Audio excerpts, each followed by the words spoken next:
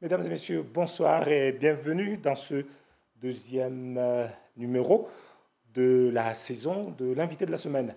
N'oubliez pas, l'invité de la semaine, c'est une émission dans laquelle nous invitons des personnalités, des acteurs et actrices de notre vie de tous les jours. La personne que j'ai invitée, que j'ai l'honneur de recevoir aujourd'hui, vous la connaissez forcément. Alors, je mets de côté une première exposition que nous avons eue d'elle, parce que sinon, vous allez la reconnaître tout de suite. Sportive, engagée au niveau socialement, et puis aussi quelqu'un qui a su s'imposer. Je vous présente, mesdames et messieurs, Madame Mariam Hassani. Bonsoir, Madame. Bonsoir, Chamsidine, bonsoir. Voilà, on vous a connu, vous êtes arrivé à nous dans nos salons, à la télé, avec le titre de Miss Mayotte en 2000, oui. Et puis, entre-temps, nous avons vu autre chose en sport et puis dans vos engagements associatifs. J'aimerais d'abord qu'on parle de vous, de votre travail, de votre formation. Quel est votre travail de tous les jours, si j'ose dire? Alors déjà, merci beaucoup de m'avoir invité sur votre plateau aujourd'hui. Bien, je suis directrice d'école. Je suis une femme, comment dire, passionnée par l'éducation des enfants. Et donc, j'ai été enseignante pendant, comment dire, une dizaine d'années. Et puis, j'ai postulé pour avoir un poste de directeur d'école. Et là, je suis directrice d'une école maternelle. Alors, franchement, c'est une question complètement bateau que je vais vous poser. Mais on dit, oui, les femmes rêvent d'être institutrices ou bien infirmières. J'allais dire, c'était ça votre rêve ou bien c'est arrivé comme ça par Pas du accident? tout. Oui. C'est arrivé par accident, effectivement, parce qu'au début, je voulais être gendarme, figure-toi. Et je suis revenue à Mayotte pour regarder un petit peu. J'ai fait une année sabbatique, histoire d'avoir un petit peu de fonds et retourner en métropole pour continuer mes études. Et je suis rentrée en tant que contractuelle dans l'éducation nationale et je m'en suis jamais lassée. J'ai continué depuis 2003 en tant que contractuelle jusqu'en 2007 où j'ai postulé pour aller à l'Institut de formation des maîtres. Et depuis, c'est devenu une vraie passion, vraiment de pouvoir écouter, transmettre, être vraiment à l'écoute des enfants, des parents. C'est un métier extraordinaire, quoi. J'allais dire malgré tout ce que l'on dit, Oui. malgré les difficultés, tous les jours on en parle. Hein. Est-ce que c'est un métier justement qu'on peut faire, j'allais dire, dans la routine où il faut une grande passion comme vous l'avez? Oui, je pense qu'il faut une grande passion et beaucoup de patience aussi. Quand on n'a pas la patience d'écouter 30 enfants dans une classe, quand on n'est pas fait pour ce métier, c'est vrai qu'à la fin de la journée, on a énormément mal à la tête et on se pose la question si on peut continuer pendant 20 ans comme ça. Mais quand on est passionné, on fait abstraction justement sur tous ces petits parasites qui sont autour de nous et on se concentre sur ce métier qui nous procure un bien-être personnel avant tout. Ah oui, il y a un sentiment d'accomplissement quand... Mais bien sûr, Shamsitine, quand un enfant arrive dans une classe, ne sait pas dire bonjour, et à la fin de l'année, il vient et te dit, maîtresse, bonjour. C'est extraordinaire, tu ne peux pas te rendre compte de ça. Enfin, je te tutoie, tu peux me permettre parce que Allez-y, je me madame. sens chez moi avec Oui. toi, mais vraiment, c'est un bonheur de voir que l'enfant a acquis quelque chose. Et ça, c'est ça qui procure le bien-être d'un enseignant. On n'attend pas que le parent paye, que l'enfant nous le rende autrement. C'est juste en disant bonjour, au revoir, merci. Voilà, la courtoisie. Quand tu sens que le parcours citoyen de l'enfant est acquis, c'est un merveille. Voilà, c'est une merveille. Alors, qu'est-ce que vous me direz si je vous dis que vous m'étonnez parce que, en général, quand on parle de l'éducation de manière générale à Mayotte, c'est pour dire malheureusement qu'il y a problème de l'insécurité, manque de classe, problème d'application de la loi, ne serait-ce que la loi sur les nouveaux rythmes scolaires, respecter les nouvelles directives de l'éducation nationale. Et là, vous êtes en train de me présenter l'éducation nationale à Mayotte, vous allez dire, idéal. Mais on ne peut pas faire abstraction sur ce qui ne va pas. Effectivement, ça ne va pas, mais c'est vrai que je suis quelqu'un de très positive. Je préfère me focaliser sur ce qui va pour améliorer que sur ce qui ne va pas pour améliorer. Parce qu'en général, quand on appuie sur ce qui ne va pas, eh bien, ça rentre dans la tête des gens, ça devient une psychose. On se dit que tout va mal. Non, il y a des choses qui sont faites dans l'éducation nationale. Il y a des enfants qui réussissent, il y en a qui ne réussissent pas. Effectivement, tout n'est pas rose. Mais je trouve qu'il faut se focaliser sur ce qui va, voilà, sur ce qui est positif. Et moi, c'est ce que je fais. C'est pour ça que je ne vois pas forcément le côté négatif de l'éducation nationale, mais je vois l'enfant et sa réussite. À propos de réussite, donc je disais que on vous a vu en 2000, la première Miss Mayotte. Qu'est-ce qu'il en reste de cette expérience? Bah, regardez, j'ai encore le sourire. Est-ce que vous vous sentez, est-ce qu'on vous fait comprendre que vous êtes toujours Miss Mayotte? Toujours. J'ai mon grand frère qui a 45 ans qui m'appelle toujours Miss. J'arrive pas à comprendre. Et j'ai d'autres personnes sur la route qui m'appellent toujours Miss. Bon, bah, je pense que Miss d'un jour, comme on dit, Miss pour toujours. Mais c'est vrai que cette expérience au début n'était pas évident parce que c'était une première à Mayotte et que peut-être j'ai touché beaucoup de gens, pas forcément de la bonne manière parce que il y avait le maillot de bain qui se portait à ce moment-là et c'était pas évident, c'était pas ancré dans les mentalités. Mais aujourd'hui, je me dis, je ne le regrette pas. Je suis très fière, sans aucune prétention, de me dire qu'aujourd'hui, ça a ouvert des portes à d'autres personnes. C'est-à-dire que je l'ai fait pour moi à un moment donné, sans savoir que ça allait porter ses fruits 20 ans après et que d'autres personnes, d'autres filles réussissent grâce à Miss Mayotte. Donc, je suis contente aujourd'hui, fière de moi et en même temps fière de toutes ces jeunes filles qui se lancent, quoi. Alors, on a vu qu'il y a eu quelques polémiques, quelques divisions, mais quand même, on a eu deux Miss cette année, il y a Miss Prestige et Miss Mayotte. Est-ce que vous suivez toujours ce monde-là? Est-ce que vous êtes proche de ce monde-là? Mais moi, je me suis détachée des filles, hein. Moi, je suis avec les garçons, comme vous le savez. Et moi, je trouve que c'est beaucoup plus intéressant d'être avec les mystères. Voilà. Oui, bah, justement, c'est vous qui avez fait Mister Mayotte. Et alors? Ben, pour une fois qu'on est en train de... Nous, femmes, sommes en train de regarder les hommes en train de faire un défilé de mode. C'est amusant. Mais en même temps, il y a tout un travail derrière parce que c'est une mission que j'ai intérieurement de pouvoir valoriser les jeunes garçons. Parce que jusqu'alors, on dit que chez les garçons, il n'y a rien qui se fait. Il n'y a rien qui se fait et personne ne sait quoi faire.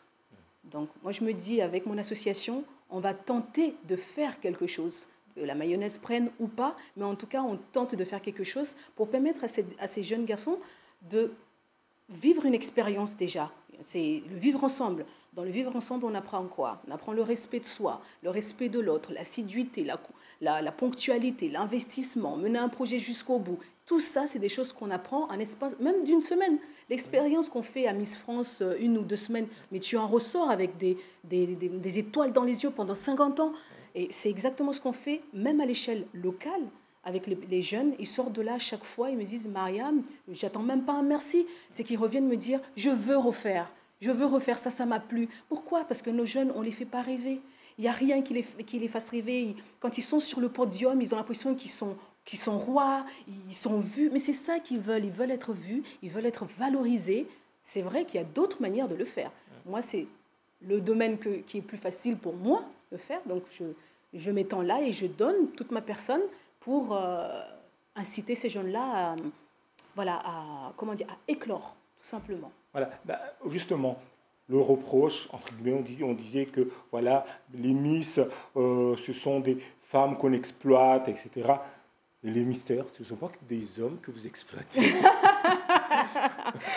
Ça dépend comment c'est fait. Exploiter... En tout cas, qu'on expose... Même vous, dans votre travail, on vous exploite aussi, Shamsidine. C'est-à-dire, tu viens, tu travailles, et on te donne de l'argent. On t'exploite quand même un petit peu. Excuse-moi, tout ce qu'on fait, c'est comme ça, c'est la vie. On ne fait rien sans donner de sa personne, de l'énergie, etc. Et ces jeunes, ils donnent quoi? Ils donnent de l'énergie. Moi, je suis exploitée dans mon travail. Des fois, je fais plus d'heures que prévu. Eh bien, c'est comme ça. Le monde du travail est ainsi fait. Mais moi, je ne me focalise pas forcément sur ces détails. Moi, je me focalise sur la sortie. Le jeune, comment il rentre et comment il en ressort. S'il sort et qu'il rentre dans la délinquance, etc., là, ça voudrait dire que ce qu'on a fait, on l'a très mal fait. Alors que jusqu'à maintenant, jusqu'à présent, les jeunes sont encore avec nous dans notre association, on travaille ensemble, essaye de trouver des débouchés professionnels à ces jeunes-là. Il y en a qui ont ouvert leur entreprise. Donc franchement, pour moi, pour l'instant, c'est entre de bonnes voies. Voilà. Voilà. Il y a une autre passion, le sport, notamment le basket. Est-ce que vous le pratiquez toujours? Vous êtes assidu, vous allez au match, vous participez ou bien vous avez abandonné?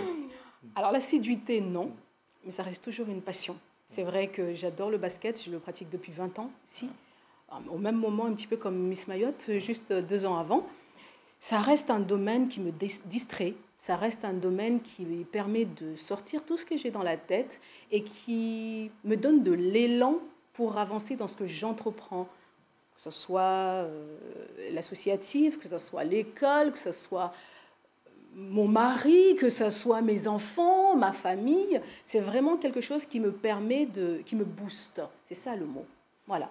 Alors, en basket aussi, vous étiez capitaine. Oui. Et je me souviens d'une lettre ouverte que vous avez écrite dans Tableau sur le comportement de certains spectateurs. Ouais. Un jour où vous aviez joué la coupe régionale, je crois, de basket, contre Saint-Pierre ou le Tampon en tout cas, quelque chose comme ça. Et vous aviez attaqué celles et ceux qui ne vous soutenaient pas. Et c'était quoi au fond? C'est de dire que les Mahorais ne sont pas solidaires? J'étais très blessée. Nous étions blessés parce que quand on joue avec une équipe extérieure, on attend que ton équipe, que ton pays, ton île, c'est exactement la même chose que la Miss Mayotte. Quand elle est élue, on attend d'un peuple qui tire l'enfant vers le haut. Nous, quand on a reçu cette équipe, et en plus qui nous battait, mais de beaucoup de points, qu'on sent que notre peuple ne nous soutenait pas, même si c'était une infime partie du peuple, eh bien ça touche, ça blesse au plus profond de l'âme. Et sorti de ce match, je n'étais même pas pour la défaite, mais j'étais restée sur aller tampon, battez-les, CBCM. Ça m'avait vraiment touchée. Et je me suis mise à écrire « Honte à nous ». Voilà, ça m'avait touchée. J'ai écrit « Honte à nous » parce qu'on n'avait pas ce sentiment de solidarité. Du moins, je trouve que de plus en plus, il se perd. Le sentiment de solidarité se perd à Mayotte. Avant, les gens étaient très solidaires. Tu n'avais pas du sel chez toi, tu pouvais venir chez moi, je te donnais le double de ce que tu voulais. Aujourd'hui, tu te démerdes. Tu peux être chez toi et te dire non, non, j'ai pas de sel. Tu dis voilà, j'ai pas de sel parce que voilà, j'ai pas envie. Donc moi, ça m'avait touchée qu'on dise qu'on était. En fait, on s'est senti rejeté. Je reviens sur la Miss Mayotte, elle se sent rejetée. Même si moi je ne suis pas dans leur comité, mais elle se sent rejetée, cette jeune fille, par le peuple mahorais, parce qu'elle ne plaît pas, elle est moche. Mais oui, mais peu importe, elle représente le peuple, elle représente Mayotte. Donc peu importe, moi je pense qu'on perd ce sentiment de solidarité. Je continue à lancer un appel. On se disperse, je trouve que les Mahorais, on se disperse de plus en plus, on devient individualiste. Et avec le temps qui passe, le monde de l'image qui arrive, la société de consommation, il faut qu'on soit unis à travers tout. Moi, quand je regarde, je me retourne, je regarde Madagascar. Mais quoi qu'il arrive, ils sont comme ça. Ils sont unis chez eux, mais dans tout. Et des fois, j'en jalouse. Je me dis, mais pourquoi nous, on n'est pas comme ça? Qu'est-ce qui fait qu'on n'a pas cette solidarité entre nous? C'est l'arrivée de la société de consommation, parce que tu as une voiture, j'en ai une, la jalousie, c'est quoi? On devrait vraiment se ressaisir et penser au Mahorais. Le Mahorais pour valoriser le Mahorais à Mayotte d'un point de vue national et international. Et ça, on ne l'a pas encore. Alors, je vais rester encore une fois dans le sport. Vous avez parlé du BCM, avec les trophées, bon, j'en compte même pas. FCM, qui a beaucoup de trophées, qui les mérite. Hein. Je passe devant le stade des Baobab au moins 2 fois par jour. Je les vois en train de courir, c'est pas des choses qui tombent du ciel, ça travaille derrière. Est-ce que ce n'est pas simplement un manque de reconnaissance des autres par rapport au travail qui est fait? Aussi, et manque de pratique aussi. Je pense que si beaucoup de personnes étaient investies dans le sport, qui voyaient l'effort que ces gens y font, de laisser leurs enfants à la maison, de laisser la femme, de laisser son travail, pour venir faire un effort pour représenter une île, je pense que c'est ce qui manque. C'est-à-dire que beaucoup de gens sont derrière leur télévision, regardent et critiquent. Enfin, comme on dit, la critique est facile. Mais une fois que tu rentres dedans, que tu viens chercher, que tu viens voir, que tu viens... Eh bien, on a un autre sentiment, on a un autre regard et voilà, on améliore notre vision du sport, quoi. Donc j'incite les gens à faire du sport, à venir faire du basket, à venir faire du foot et regarder ce que c'est de représenter, que ce soit un quartier, une commune, puis une île. Alors, vous êtes aussi engagé, j'allais dire, dans une association que je connais comme les Mahorais connaissent, Narikem Sada. C'est une association l'image qu'on a devant, la vitrine qu'on voit souvent, c'est Monsef Moudoir avec sa barbichette. Mais on sait qu'il y a un gros travail derrière. Et dans un monde qui est très compliqué, très difficile, le monde de ceux qui ont attrapé la maladie du sida. C'est facile tous les jours? Alors, c'est pas, bien entendu, c'est pas évident, hein. Et puis, on devrait vraiment féliciter Monsef pour son travail. Depuis 2003, il est derrière cette association pour qu'on reconnaisse cette cause du sida à Mayotte et de ces personnes qui sont porteurs du VIH. C'est très important et ce n'est pas facile autant de gérer les personnes qui sont porteurs, autant la famille, aussi les familles des victimes, enfin victimes entre guillemets, mais voilà, qui sont des personnes qui sont porteurs du sida. Ce n'est pas évident parce qu'il n'y a pas non plus de moyens à Mayotte. On est, par rapport aux autres départements, on est loin, on n'a même pas... Voilà, pour déjà se procurer des préservatifs, on n'a même pas, comment on appelle ça, des distributeurs en extérieur pour que les jeunes ou peu importe puissent se servir. Dans aucune commune, on en a. C'est vrai qu'on est très loin, mais c'est un combat mais qui va durer, je pense, une éternité. Mais c'est vrai qu'il y a des gens derrière qui se disent, tant qu'on ne se bat pas, de toute façon, on n'aura pas de résultat. Donc on est derrière et on soutient Monsef dans cette lutte contre le sida. Voilà. Alors, à un moment, on a parlé de tabou, des difficultés de parler de la maladie. En plus, quand la maladie touche le secteur sexuel, c'est 2 fois plus difficile. Il y a la tradition mahoraise, mais est-ce que tout cela a changé, selon vous? Ça commence à changer. Effectivement, on a eu beaucoup de difficultés au début à parler ouvertement du sida. La sexualité, c'est quelque chose de tabou à Mayotte, on le sait depuis fort longtemps. On ne peut pas s'asseoir à côté de son enfant et lui dire attention, les rapports sexuels peuvent apporter telle chose. Voilà, on ne s'assoit pas, on n'en discute pas. Et c'est vrai que déjà le combat de l'association Narikem Sada, c'était de briser ce tabou-là et de pouvoir dire aux gens non, il faut en parler justement. Parce que si on n'en parle pas, nos jeunes là, parce qu'il faut savoir que 60% de la population mahoraise, et ce sont des jeunes entre 15 et 25 ans. Et si on ne leur dit pas, eh bien ces jeunes-là, ils tomberont dans certaines maladies à cause de leur ignorance ou à cause du fait qu'on ne leur ait rien dit, vont tomber dans certaines difficultés de la vie au niveau de la santé et on doit justement en parler ouvertement. Aujourd'hui, on a beaucoup de moyens, on a la télé, on a les Facebook, les réseaux sociaux, etc.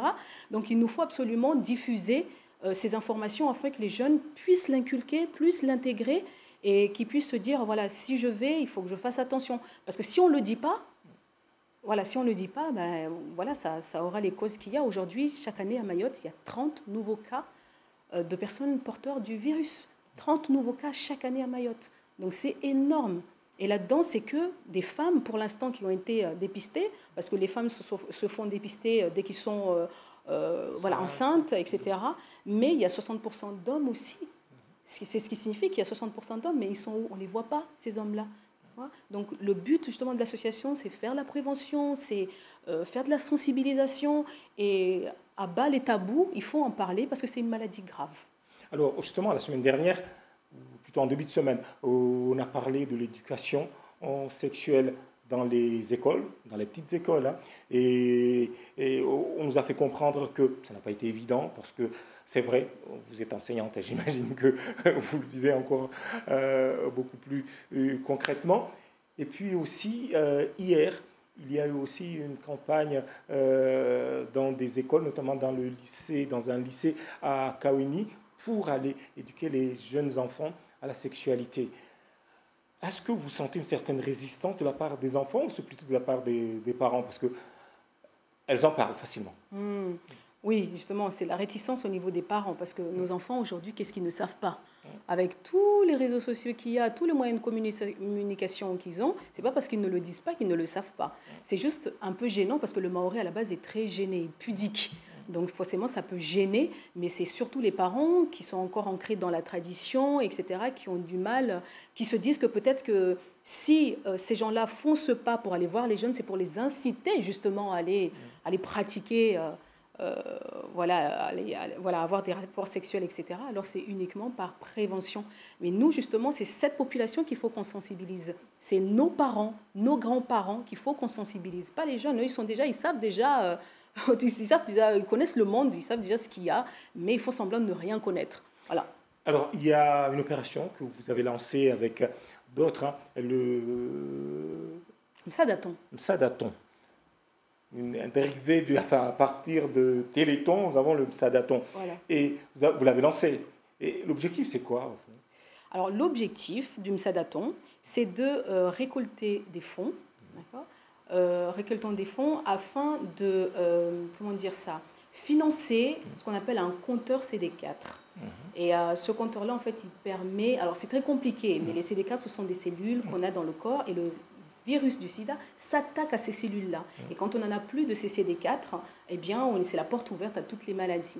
À Mayotte, on n'en a pas de ce compteur-là. Donc, l'objectif de l'association Narikem Sada, c'est de de se tenir main dans la main avec le centre hospitalier de Mayotte afin d'acheter ce compteur pour que les malades à Mayotte ne fassent plus des trajets à La Réunion pour aller faire des analyses, etc. Parce que ça fait 29 ans que ça dure. 29 ans que des personnes porteurs du VIH partent à la Réunion pour aller faire des analyses. Maintenant, on souhaiterait qu'à Mayotte, on ait ce compteur CD4 afin que tous nos malades, déjà que ce soit une question de pratique, déjà, puissent être dans l'île et pour qu'on puisse les dépister ou proposer des moyens que ce soit